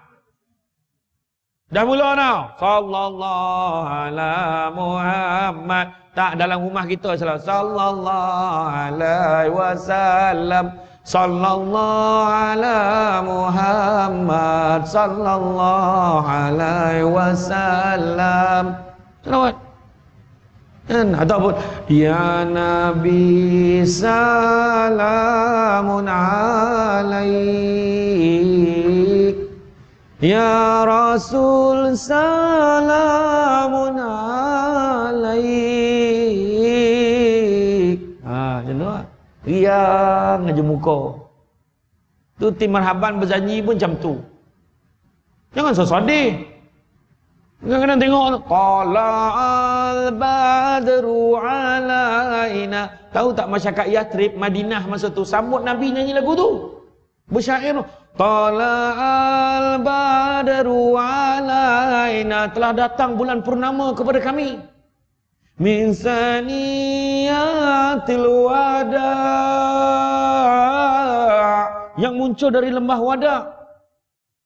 Gembira nampak Nabi datang. Marhaban berjanji. Tala'al badru alaina. Nah, marah ke apa? Cuba gembira sikit hati tu nyambut Nabi sampai. Itu yang imam lari bawah kemah tu. Umat tak teraya tu bongih-bongih ni kan. Tak, tu sebab penting faham. Nampak tak kan? Selawat. Ajak keluarga kita selawat. Sebelum tidur selawat 3 kali nak. Ambil wuduk sebelum tidur selawat 3 kali. Baca 3 kul. Jangan risau, baru kul kedua dah lalap. Nampak? Iya, kita kadang-kadang apa-apa hal gamar tu tak percaya, kita amal sendiri. Macam buat semayang hajat. Kadang gamar suruh imam buat. Tolonglah mam, saya bawa kanan bona dengan anak apa nah. Anak orang tak. Tolonglah mam. Kau muda lagi kau buatlah sendiri. Alah imam tolonglah. Kalau imam muda macam ni tak apa. Imam tua. Bapa budak Mana gambar itu? Siapa? Pokak pula. Kata. Ayolah malam kau aku buat kau kat rumah kau doa jugalah kata. Imam ngantuk. Zikir dia buat 1000 kali. Doa untuk diri dia. Sudah imam tu yang kahwin dengan budak tu. Semua lah tu. Tak, kadang tu dia. Amal, suruh keluarga kita buat selawat, sikit-sikit selawat. Nak start motor selawat. Allahumma salli alaihi wasallam. Dah biasa. Dan kita tak perasan nanti, bila kita dah tak ada atas dunia ni, anak kita masih amal benda tu, kita dapat saham. Abang ni kan rajin selawat. Tak adalah mak abah dulu, arwah abah dengan arwah mak dulu memang ajar kita orang pada kocik macam tu lah. Selawat banyak. Mak. Malam ni jom kita baca Yasin sesama kat rumah ya. Abang ni tiba-tiba memang kita orang keluarga memang setiap hari Rabu dengan Khamis. Wah, dia buat Rabu Khamis. Rabu Khamis dia buat. Jadi kita dapat saham.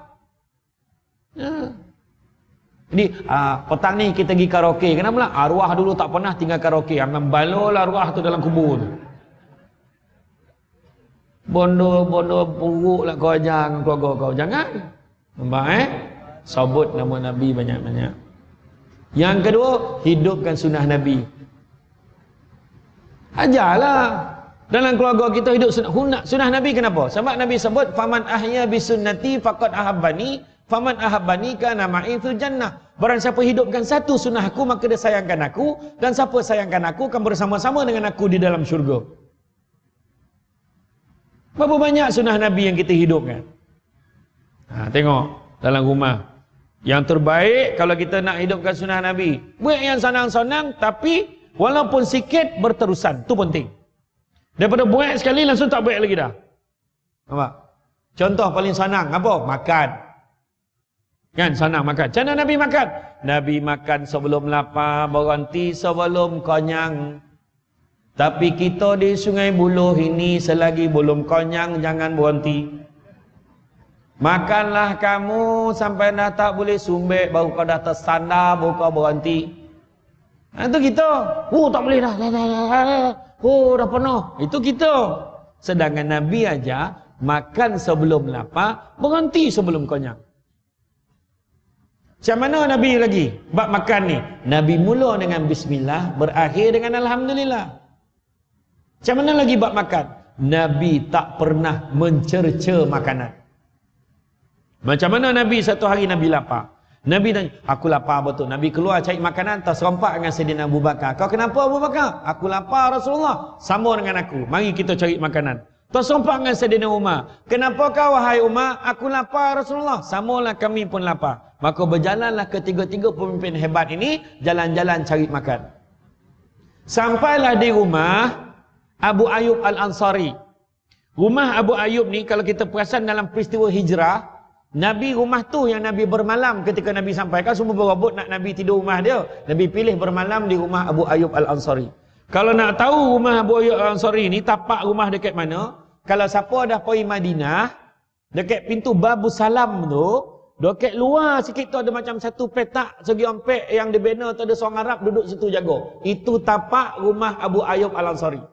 Cuma tak diletakkan label kat situ. Sebab ada orang dari negara luar tu tak boleh nampak benda macam tu, menyamah-nyamah dia.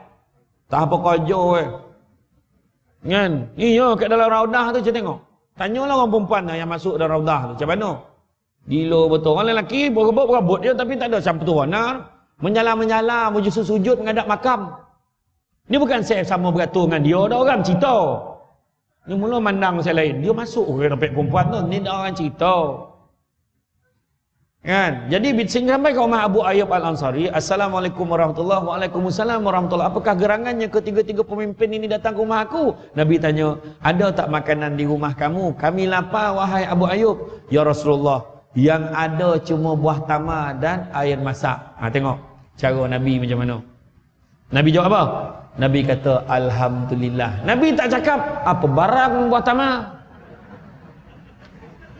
Itu kita tanya dia, tak ada apa-apa ke rumah kau lapar ni. Maggi dalam Maggi apa barang, nampak tak? Itu kita. Kan? Tapi Nabi jawab apa? Alhamdulillah, Nabi pun ambil buah tamar. Bismillahirrahmanirrahim. Nabi makan, Nabi kunyah macam biasa 44 kali, kemudian Nabi minum. Contoh, bukan nak minum banana, contoh. Bismillahirrahmanirrahim, Nabi minum. Dan Nabi sebut, Alhamma bi ni'mati rabbika fahadis. Nikmat Tuhanmu, Allah totokan pula, totokan. Nikmat Tuhanmu hendaklah kamu sebut. Alhamdulillah dapat makan kat rumah Abu Ayub. Kan kita pergi rumah orang, Alhamdulillah, makasih dapat makan rumah tuan rumah. Mudah-mudahan murah rezeki. Jangan cakap, ini pergi kenduri, kan musim mengawan ni. Pergi kenduri, Sabtu Ahad, kenduri kahwin. Kau komplain lah orang tu, dah lah makan makan pri.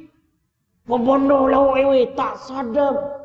Melantun lagi ni. La ilaha illallah. Jangan. Kalau tak ingat tuan rumah tu saja-saja kau nak bagi lauk tu. Dia ingat sadap dah. Jadi kalau tak agama, makan sikit. Makan sikit je. Kau tanya, "Hai, makan sikit macam tak suka." Tak adalah, sebab banyak rumah lagi nak pergi, jadi makan sikit-sikit aja. Jaga.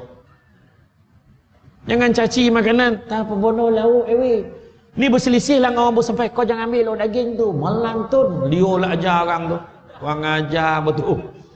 Jangan. Nabi tak ajar. Nampak ya? Maknanya macam tu juga kat rumah. Kita ajar anak kita. Kadang-kadang anak kita cakap, apa bodoh mama? Sungai Buloh mama panggil. Apa bodoh mama? Tanya mama tu kampung mana? Lonek. Mengangado mama.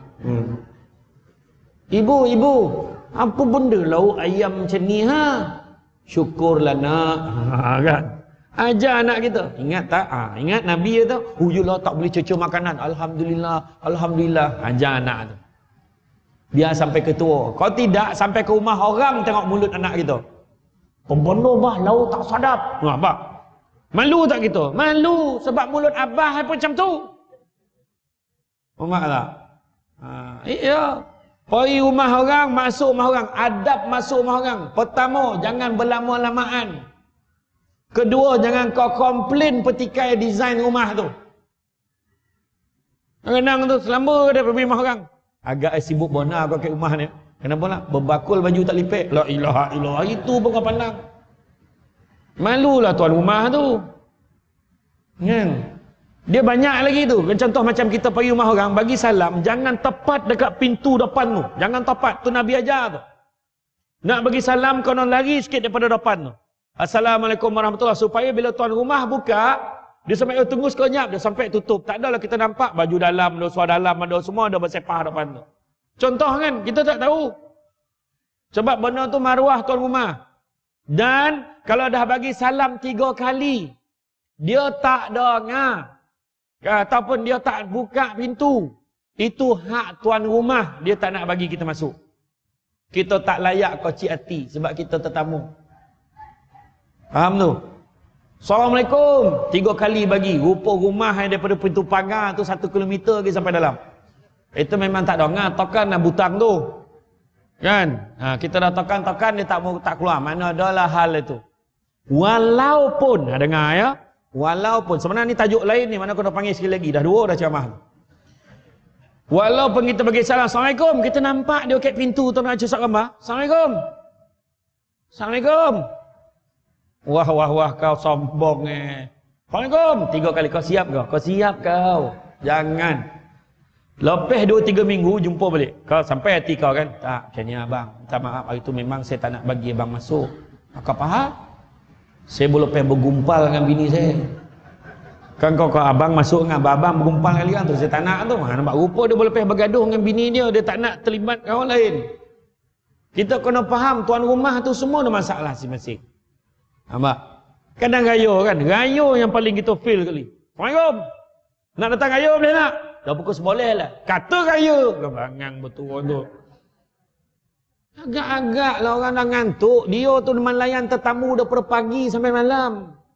Kalau dia dah sambut, tak lambik bona kau. Mana kita faham lah tu makna dia tak nak sambut tetamu. Kan? Sikit lagi. Apa lagi? Senyum. Nabi senyum. Kita senyum. Macam tadi, pandang suami. Senyum. Dia ompek muka pandang dapat pahala. Pertama tengok muka mak ayah dapat pahala. Pandang muka mak dapat pahala, pandang muka ayah dapat pahala. Kedua, pandang suami, pandang isteri dapat pahala. Dengan syarat pandang suami dan isteri sendiri. Faham? Pandang suami tengah lipek suami tengah susah abah dan betinya tengok bini lipek kain. Yang bini cacap. Yang bini yang suami tengok Allah. Pahala. Suami isteri tengah lipek kain tak nampak suami terlalap kat sofa. Yang bini ni Allah. Seburuk-buruk makhluk dosa. Itu dosa. Jangan dikutuk suami tu. Cakaplah abang, pergi masuk dalam. Kesian abang penat. Saya banyak lagi nasihat ni, lagi pun abang bukan tolong pun. Ya dah kan. Ketiga, pandang Quran dapat pahala. Apatah lagi kalau kita baca. Pandang, baca dan faham, lebih lagi besar pahala. Pandang, baca, faham dan buat, lebih-lebih lagi besar pahala. Keempat, kita tengok Kaabah dapat pahala. Tengok TV tu nampak orang tengah tawaf, tengok pahala. Apatah lagi kalau kita pergi ke sana. Tu sebab orang tua dulu kan gambar gantung frame gambar Kaabah. Biar dia nampak tu dapat pahala. Sebab mengingatkan hatinya pada Baitullah. Nampak? Apatah lagi pergi ke sana. Nampak? Apa lagi? Selain pada senyum. Kita tengok Nabi macam mana dia tak menyakitkan hati sahabat-sahabat dia dengan senyuman. Ada seorang fakir datang bawa buah bagi kat Nabi. Nabi makan. Bismillahirrahmanirrahim. Nabi makan. Fakir tu tanya, "Ya Rasulullah, kau suka ke Rasulullah?" Nabi senyum, Nabi makan. Nabi makan. Sahabat dekat sebelah tu dah terasa 2-3 orang. Biasa dia ajak kita makan, hari ni tak diajak Nabi makan. "Kau suka ke Rasulullah?" Nabi makan, senyum. Sudahnya habis buah tu, berlalulah fakir tadi gembira sebab Nabi makan habis. Datang sahabat 2-3 orang tu, "Ya Rasulullah, biasa kau ajak kami makan, hari ni kau tak ajak pun." Maka Rasulullah jawab, "Ketahuilah sahabat-sahabatku, sesungguhnya buah tu tadi masam." Nabi kata, "Dan sesungguhnya aku nak jaga hati dia. Aku takut, aku bimbang kalau aku ajak kau nanti kau tak dapat tahan mulut kau tu. Kau sebut masam kau cik hati fakir tu. Dan begitu juga sesungguhnya keduanya, aku tidak sanggup melihat sahabat-sahabatku makan buah yang masam." Mana nampak? Dalam satu perbuatan Nabi jaga dua-dua sekali. Nampak Tu bab senyum ya. Tu cuba bab cerita tadi, jangan bawa masalah balik rumah. Kita memang ada masalah. Mana ada orang tak ada masalah? Balik rumah senyum ya. "Assalamualaikum anak-anak abah, macam mana hari ni?" "Wah, masalah banyak ni." Kan anak. "Okey, tadi kan kat sekolah." "Oh ya ke? Ya ke?" Okey. Bagi abah mandi dulu, nanti kita cakap lagi. Boleh? Okey, masuk dalam. Itu hak anak kita. Masuk dalam bilik, "Abang macam mana bang ni?" "Masalah sikit lah, nanti kita bincang lah. Abang mandi dulu." Mandi. Nampak? Macam tu lah keadaannya. Ini jangan kita lopeh main balonnya. Kat luar boleh lah kita tahan. Kenapa dekat rumah sendiri tak boleh tahan? Patutnya rumah ni penuh. Rumahku, syurgaku ni terserah pada kita nak corakkan jadi macam mana. Lepas itu Nabi bagi salam.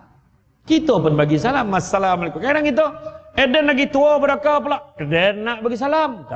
Tak kira tua, tak kira muda, tak kira pangkat. Nabi sendiri bagi salam. Tak pernah merendahkan martabat Nabi sebagai seorang pemimpin.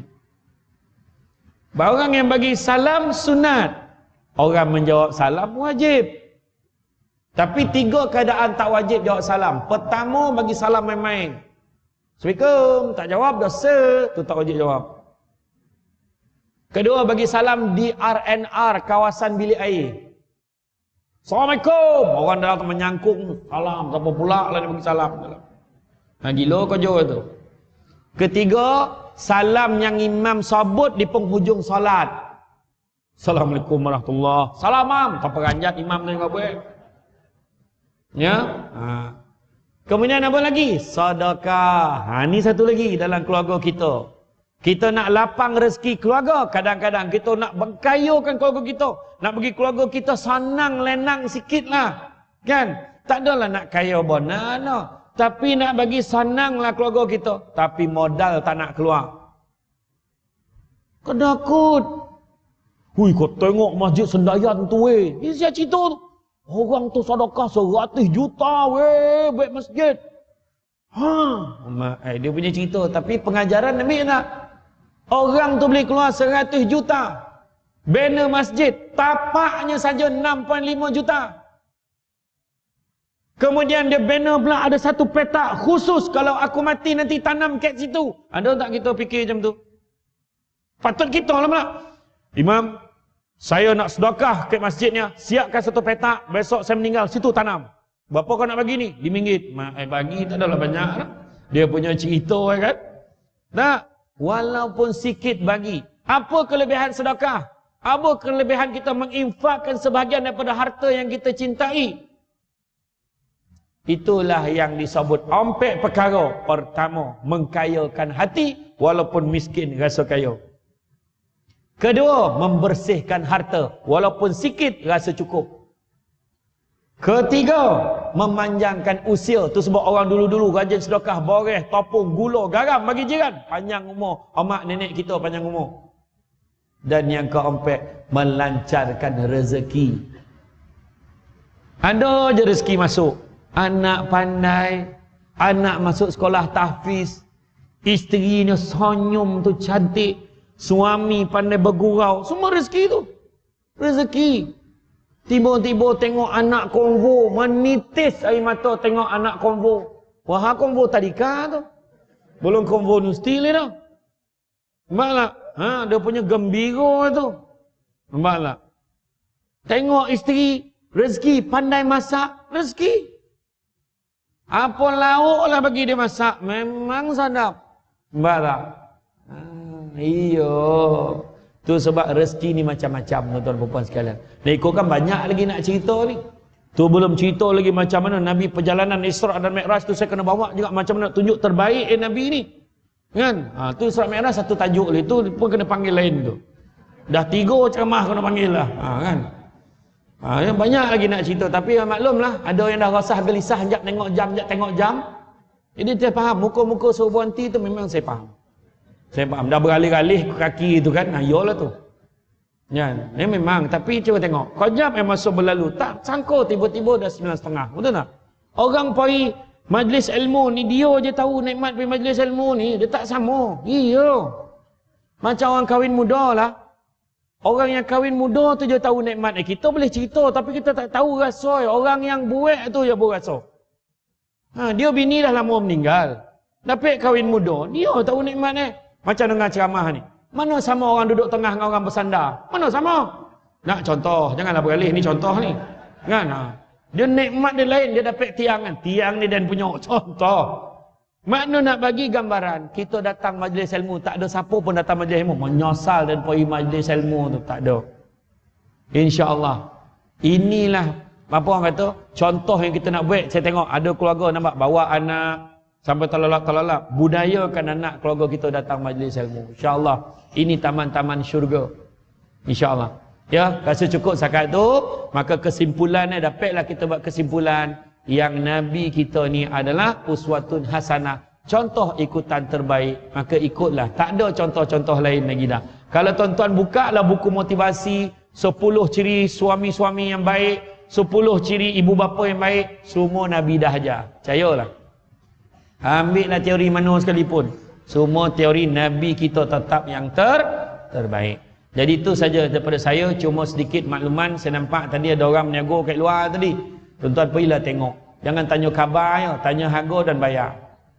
Sebab ramai tadi ada yang nego kopiah, ada nego baju, ada nego. Tadi ada seorang sahabat daripada Melaka, dia menego barangan-barangan sunnah. Pergi tengok. Buah kurma satu lagi, boli. Tu sunnah Nabi kat tu. Biasakan anak kita ni mengangada, duduk Sungai Buloh makan kelok konflik. Nyampah lah dan hai. Bagi makan buah kurma tu, Nabi pesan barang siapa yang makan 7 biji buah tamar akan dijauhkan daripada penyakit keracunan. Nabi dah beritahu dalam hadis. Nak diet itu yang terbaik. Buah tamar, kurma. Kurma paling baik sekali kalau ikut Nabi, kurma ajwa. Tapi kalau hari-hari makan boleh botak kepala tu. Sebab dek, harga bukan rasa dah, rasa okey. Harga mahal. Tapi tuan-tuan tengoklah berapa harga. Kemudian ada satu lagi, dia buat minyak wangi. Tengoklah. Wangi-wangian ni pun sunnah Nabi juga. Cuma kena ingat, Kalau nak sunnah Nabi betul-betul, beli minyak wangi dah ada satu sunnah. Tu sebab kalau ada orang hadiahkan minyak wangi kat kita, jangan tolak. Itu sunnah Nabi. Sebab Nabi suka wangi-wangian. Ambil. Dan begitu juga kalau nak pilih minyak wangi, pilih yang terbaik. Orang perempuan kan kau dia cakap di hulu. Okey tak bau ni? Okey tak? Okey kan? Kita beli sebab pilih yang terbaik. Baru lagi besar pahala. Minum air masak pun sunnah Nabi. Kadang-kadang kita dah ada air masak, kita tambah jadi sirap. Dah tak dapat pahala sunnah tu. Dapatlah sikit air kosong tu tapi dah jadi sirap, jadi kopi O, jadi teh O. Tambah susu pula jadi lain. Jadi minum air masak. Cara minum kurang-kurang 3 togok. Lebih pun tak apa. Totokan lagi tu. Totokan lagi. Lepas tu, ada juga satu lagi saya nampak tadi dijual madu. 2 makanan sunnah yang kena ada umat Islam. Pertama buah tamak, kedua madu. Faham orang perempuan? Madu lebah.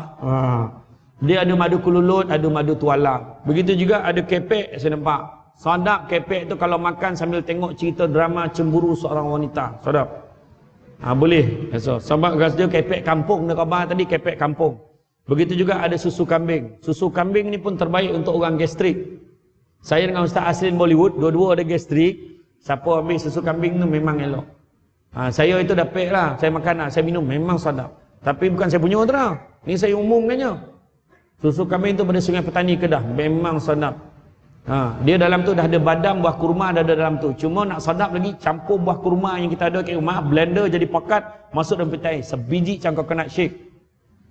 Tapi orang perempuan kadang dia tak boleh minum sebab dia tak tahan bau kan. Jangan risau, dia tak ada bau sebab dia kambing daripada Belanda, tak ada bau. Berapa harga? Saya baru perasan kenapa sadap bona. Baru saya perasan kepek dengan susu kambing tu sadap bona saya makan sebab saya dapat percuma. Atau sadap bona dia tuan-tuan konon lah boleh. Lepas tu mana yang orang perempuan yang ada masalah merayau-rayau hormonnya. Kejap awal, kejap lambat, kejap tak menopoi elok minum tu. InsyaAllah. Tapi mana yang dah tua tu dah tak ada tu tak sahlah. Tapi kok minum datang dia balik joki. Joki nama itu. Tapi memang elok untuk orang tua, sakit sendi, osteoporosis, sakit tulang elok. Nanti tanyalah berapa. Saya hanya mengiklankan saja. Saya just maklum, takut tuan-tuan perempuan tak perasan. Saya maklumkan saja, bukan barang saya pun. Jadi tuan-tuan tanyalah sendiri berapa. Nanti tengok. Ya, jadi itu saja pada saya. Mudah-mudahan kita mengamalkan walaupun sedikit, kita sebar panjangkan dan kita amalkan dalam kehidupan kita sehari-hari. Sungguhnya yang baik itu datang dari Allah SWT. Kurang itu berpunca kelemahan saya sebagai manusia biasa. Pokok sekayu daun selasih. Thank you, terima kasih. Assalamualaikum warahmatullahi wabarakatuh.